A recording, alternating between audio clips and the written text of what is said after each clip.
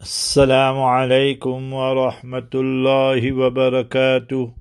Bismillahir Rahmanir Rahim. On behalf of Markaz Sahaba, the voice of Ahlus Sunnah wal Jama'ah, we present to you lesson number 2665 of our daily Naseehah and advice.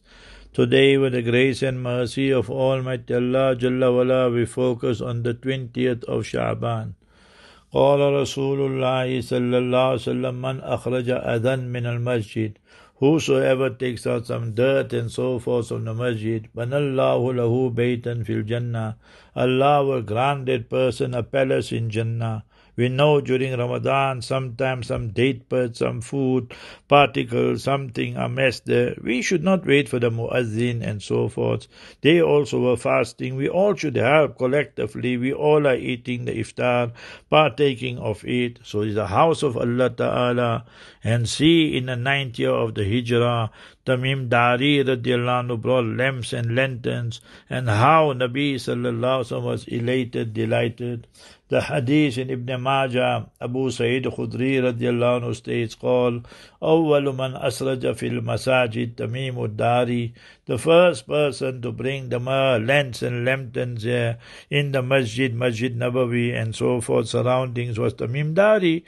And when you study the Seerah Mubarakah of the Master alayhi salam, you find Habibuna sallallahu alaihi wasallam was elated, delighted, and said, if I had another daughter, I would have given her to you in marriage. So remember, Tamim Dari is the same Sahabi who reported the hadith in Tirmidhi Sharif regarding Dajjal, and he met Dajjal and so forth.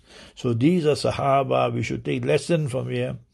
Amara Rasulullah sallallahu alayhi wasallam, Nabi sallallahu alayhi wasallam commanded bil masajid, that we should build a masajid, and tubna fi dur, in our homes we should have a prayer room, namaz room, musalla, wa an tutahhar, and it should be cleaned and so forth, wa tutayyab, and we should apply tib, itar, perfume, all that there. And what about our masjids? Remember that Sayyidina Umar radiallahu an appointed, you must remember, a person, and he was known as the person that is Mujammir, Nu'aym al-Mujammir, and that became his name. Was a tabi'i, and you say the Loban wala, Bakhur wala, Itar wala, like that.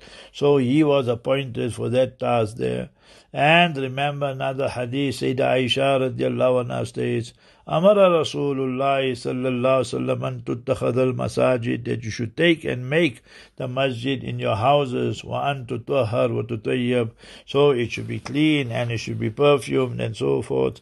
But we must draw a distinction with the musalla. Now in the house you got a lady in a menses, nifas, post, she can enter there, it's not a masjid.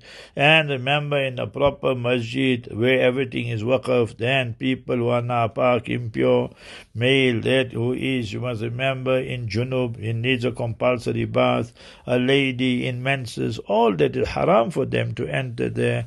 So we need to know. And similarly with Ramadan approaching, that the condition for i'tikaf is a masjid. Today people make i'tikaf in Islamic centers, musalla, that's not i'tikaf proper. All that will become nafil. Allah will reward you, but i'tikaf is fi masjid. Remember that, that's a condition. If you want reference of that masla and so forth, go open Bada'i'u Sana'i Ba'allama Ka'asani rahimahullah, and you will find it there. And this is according to all four schools. The place for i'tikaf is masjid. That's a shart and a prerequisite. Ameen. Assalamu alaikum wa rahmatullahi wa barakatuh.